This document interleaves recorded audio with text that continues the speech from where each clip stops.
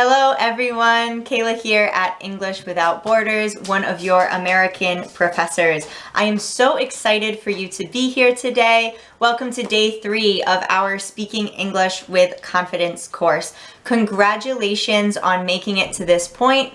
That means you are taking your English seriously and your fluency will get better as well as your confidence. So thank you for being here. I hope you did day 2 yesterday along with the video exercise that I put in there. If you have not done it yet, please do, because we will be analyzing this video as part of our homework for day 3. Okay, so let's get started. Days 1 and 2, we're focusing more than anything on our internal relationship with English. So defining and understanding why we don't feel confident when speaking English, which can actually be very difficult for us to say.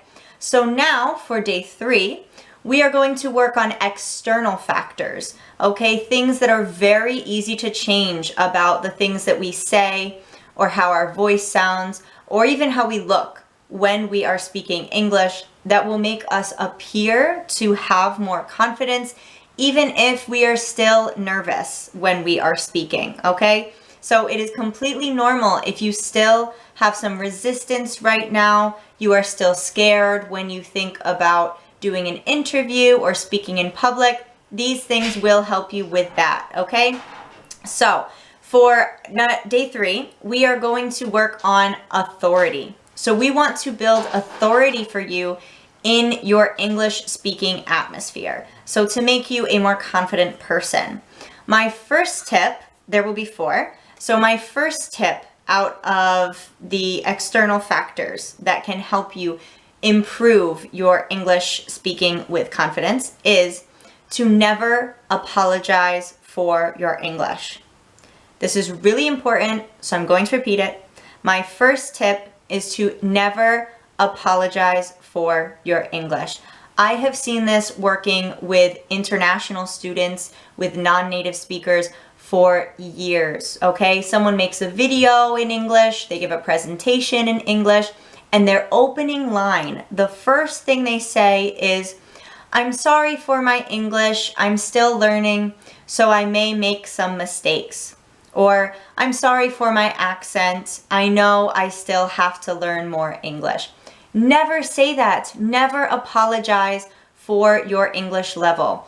The only thing that does is make us, as native speakers, fixate or think about right from the beginning that you are not a native speaker, and we are then subconsciously looking for the mistakes that you are making while you speak. Do not do that, okay? You have nothing to apologize for. You are there doing the absolute best you can with what you have, with the grammar and vocabulary and the experience that you have until that point, okay? So never apologize for your English level. We are just here to listen to you. So if you apologize first, you take away meaning from your message. We change our focus to, what do you have to tell us? To, how many mistakes will this person make when they speak? Okay, so we do not want that. Never apologize for your English. Step 2. This is related to step 1, okay? Here, I want to encourage you to not point out your mistakes. So, what does this mean? It means to not overcorrect yourself. I'll give an example. So, oftentimes, and this has happened to me as a non-native Spanish speaker, where I have given presentations or spoken about a new idea to a family member or a friend in Spanish, and instead of focusing on the message, I kept trying to correct myself about small grammatical things that I was not doing perfectly while I was speaking because I was nervous. Now, when I do that, a native speaker can see that I know how to correct myself, but their focus switches from, oh, what is she trying to tell me, to, she keeps correcting her English. So then they start to focus more on correcting me in their head in English instead of focusing on the message that I am saying. So if you make a small grammar mistake, you use the wrong verb tense, or maybe you don't put the S on the end of a plural noun when you're speaking. Just forget about those mistakes and keep moving on. If you find that the mistake is important enough that it has changed the meaning of the sentence, then in that case, yes, we do want to correct ourselves because we do want our message to be perceived appropriately, okay? But if not, do not worry about it. Just move on and other people will move on with you.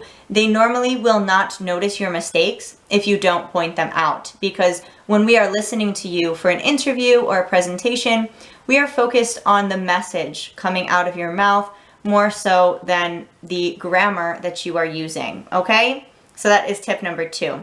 Tip number 3, this has to do with your voice, okay? Now we're going to talk about pace, or the speed with which you speak. Now, I encourage you to slow down. Speak slower. Oftentimes, native speakers think that to sound more fluent or to sound like they have a more advanced English level, they speak as fast as they can because they think that shows that they are better at English. That is definitely not true. If you speak faster and you don't have a full grasp or a full hold on the language yet, then number 1, you may make more mistakes. Number 2, you can sound just really nervous. When we speak really quickly, it gives us the feeling that the person speaking to us is very, very nervous or not confident, and we do not want that. And number 3, if you have a strong accent, it can be very difficult to understand you if you speak too quickly. Now, I, as a native English speaker, can attest to this. So for example, if I call my credit card company and the woman that attends me on the other line or that helps me is an Indian woman, and she has a very, very thick accent. So she starts trying to speak to me quickly to help me with my problem, and she has perfect English, but her accent is so different from what I am accustomed or used to that I have to focus so much on understanding her words and just what each individual word is that I don't pay attention to her message. And that's really, really not good, because if I am trying to convey my ideas to someone, they should know the questions I'm asking, they should know the thing that I'm talking about. So if someone asks me questions as fast as they can, but their accent is too strong for me to understand that quickly, they should slow down and give me, as a native speaker, the time to get adjusted or accustomed to your accent, okay? Most accents, a native speaker will be able to understand, but sometimes you just need to slow down so that it's easier to understand, okay? And then there will be less barriers between our communication, okay? So just slow down, and if you slow down the pace of your speaking, then you also sound more confident, because a person that speaks slowly and that you can tell they're thinking about their thoughts before they say something, they are communicating themselves better, because they're taking the time to think of the best way to say something. And that helps you create authority when you're speaking English. I think, wow, he or she really knows what they are talking about, because they are so calm when they speak. So that's the sensation we want to give when we speak English, okay? And then for my last and final tip for this video, it is prepare. Okay, my 4th tip is prepare. And this is something that we do not do enough, okay? I cannot stress enough the importance of preparing for an interview, for a presentation, for a speech that you have to give, okay? If you practice giving the talk or talking about a certain topic before you have to do it in a professional or important setting, then you are exponentially more likely to do well in that, because through your muscle memory and working your brain already talking about the topics, then you feel more comfortable, you feel good, you know, I've done this before, I've have practiced this already. I can do it fine, and you feel good. And that preparation helps set you up for success. That's why we always say in English that practice makes perfect. So the more I practice, the more I prepare, the more I will be able to reach that level of perfection that I want to achieve. Okay? So those are my 4 tips.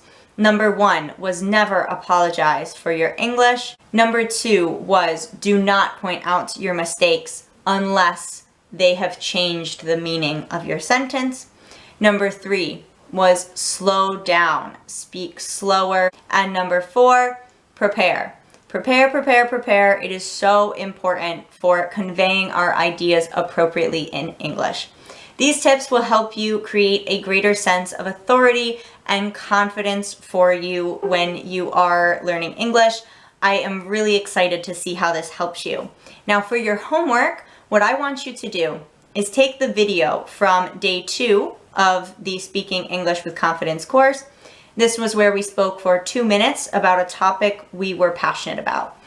And I'm going to watch back that video and I'm going to analyze these things. Number 1, did I apologize for my English when I was speaking? Number 2, did I overcorrect myself for my mistakes? Number 3, was my pace okay? Did I speak too quickly or did I speak too slowly and the message wasn't clear? And number 4, do I sound prepared? Do I sound like I know what I'm talking about? And if you keep going back and doing these small videos before a presentation, an important interview, a talk with your boss in English, whatever it may be, you will feel more confident, prepared, and have more authority when you speak English, okay? So I encourage you to watch that video back as your homework, analyze these 4 things, and think, how can you do each one of them better? The more you make videos of yourself doing this, the better you will get at analyzing your own behavior, okay? Thank you so much for participating in this 3-day course. It was a pleasure to make this and participate in this with you. Please comment below how this course helped you and what else you need from me in your English learning journey. Once again, this is Kayla from English Without Borders. So excited to be here with you, and I can't wait to do it again. Have a great day.